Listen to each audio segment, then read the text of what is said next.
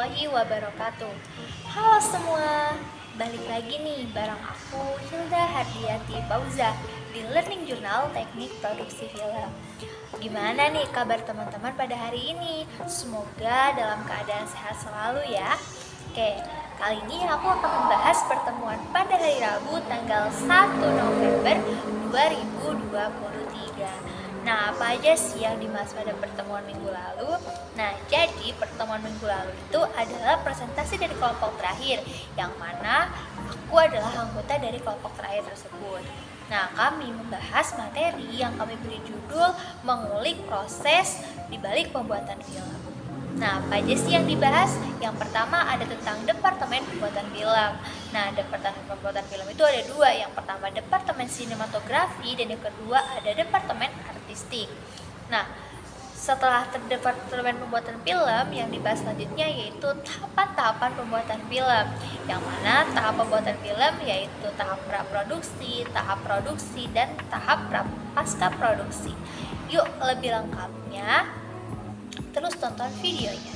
Oke, kita lanjut ya. Nah, proses produksi film dapat dikatakan sebagai proses sebuah sistem. Artinya, antara komponen yang satu dengan yang lainnya saling berkaitan dan tidak dapat dipisahkan satu dengan yang lainnya. Nah, kegagalan pada salah satu proses akan menyebabkan sulitnya membuat film yang enak untuk ditonton dan mempunyai kesinambungan yang utuh. Nah, proses produksi yang dimulai dari adanya suatu ide yang kemudian dikembangkan dalam bentuk naskah dan akhirnya divisualisasikan menjadi sebuah bentuk film yang kemudian harus dievaluasi untuk mengetahui dari film menjadi sebuah bentuk film. Proses produksi film dapat dikatakan sebagai sebuah sistem. Artinya, antara komponen yang satu dengan yang lainnya saling berkaitan dan tidak dapat dipisahkan satu dengan yang lainnya. Kegagalan pada salah satu proses akan menyebabkan sulitnya membuat film yang enak untuk ditonton dan mempunyai kesinambungan yang utuh. Proses produksi yang dimulai dari adanya suatu ide yang kemudian dikembangkan dalam bentuk naskah dan akhirnya divisualisasikan menjadi sebuah bentuk film yang kemudian harus dievaluasi untuk mengetahui mutu dari film tersebut. Nah teman-teman, seperti apa yang telah aku katakan di awal video tadi, bahwa departemen pembuatan film itu ada dua. Yang pertama ada departemen sinematografi dan yang kedua ada departemen artistik. Nah, yang pertama yaitu departemen sinematografi. Teman-teman tahu nggak sih apa itu sinematografi? Nah, sinematografi berasal dari bahasa Yunani, kinema yang berarti gerakan dan grafien yang arti merekam. Adalah ilmu terapan yang membahas tentang teknik menangkap gambar dan sekaligus menggabung-gabungkan gambar tersebut sehingga menjadi rangkaian gambar yang memiliki kemampuan menyampaikan ide dan cerita. Nah, seorang sinematografer adalah orang yang bertanggung jawab pada semua aspek visual dalam pembuatan sebuah film, mencakup interpretasi visual pada skenario, pemilihan jenis kamera, dan jenis bahan baku yang akan dipakai.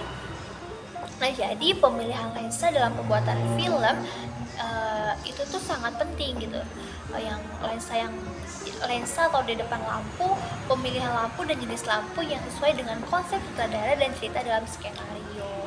Jadi dalam sinematografi itu pencahayaan juga sangat penting selain teknik pengambilan videonya, karena kalau misalkan pencahayaannya itu kurang baik atau tidak sesuai dengan konsep, bahwa film yang dihasilkan tidak sesuai dengan apa yang dikonsepkan sutradara. Nah, menurut Box 2020, seorang sinematografer merupakan tangan kanan dari seorang sutradara.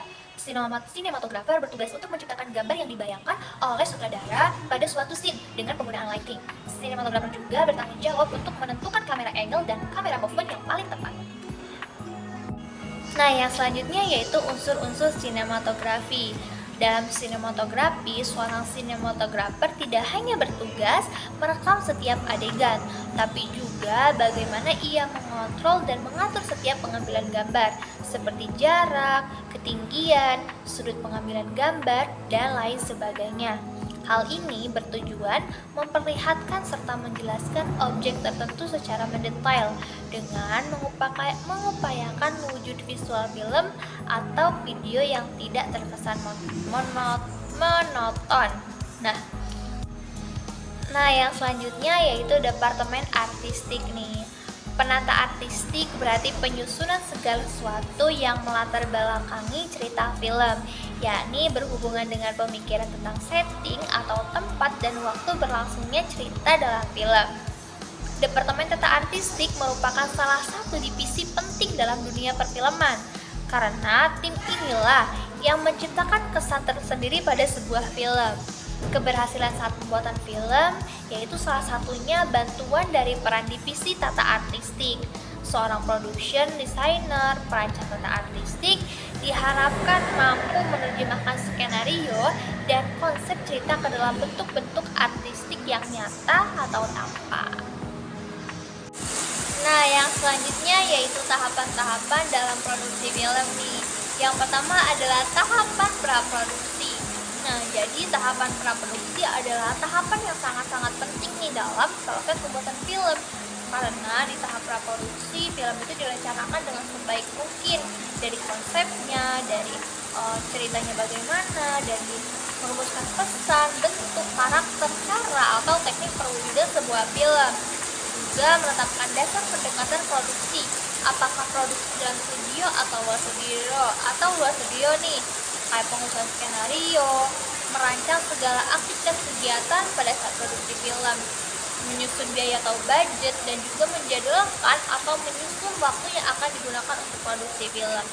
Jadi dalam sebuah film pasca produksi itu sangat penting teman-teman, karena di sanalah awal penentuan keberhasilan sebuah film.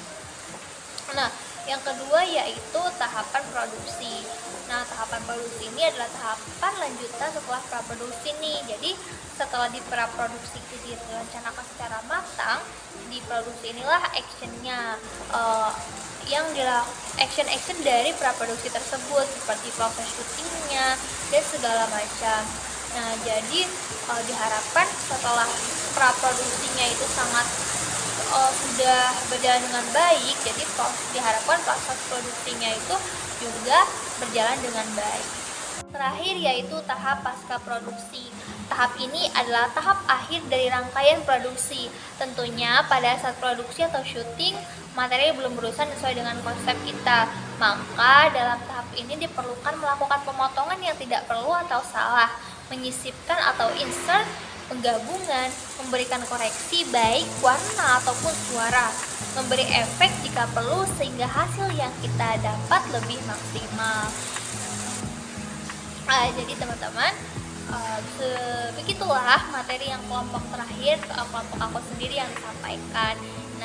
Juga ada Bapak Pak Adi menyampaikan untuk tugas tugas membuat film. Jadi kita dibentuk ke dalam berapa kelompok ya, aku lupa, tapi dalam kelompoknya itu terdiri dari 10 atau 11 orang. Jadi kita ditugaskan untuk membuat sebuah film berdurasi 30 menit nih. Filmnya bebas, entah itu cerita fiksi atau dokumenter. Jadi pada minggu selanjutnya kita tidak mengadakan pertemuan di kelas, namun kita menggarap proposal untuk produksi film nanti. Jadi minggu ini adalah proses praproduksi dalam pembuatan film kami. Cukup sekian materi yang bisa aku sampaikan. Semoga bisa diambil ilmunya, dan jangan lupa untuk terus pantengin video learning journal aku, karena akan membahas sesuatu yang gak pernah dibahas di learning journal yang lainnya. Mungkin cukup sekian, kurang lebihnya mohon maaf, dan wassalamualaikum warahmatullahi wabarakatuh. Sampai ketemu di video selanjutnya. Dadah.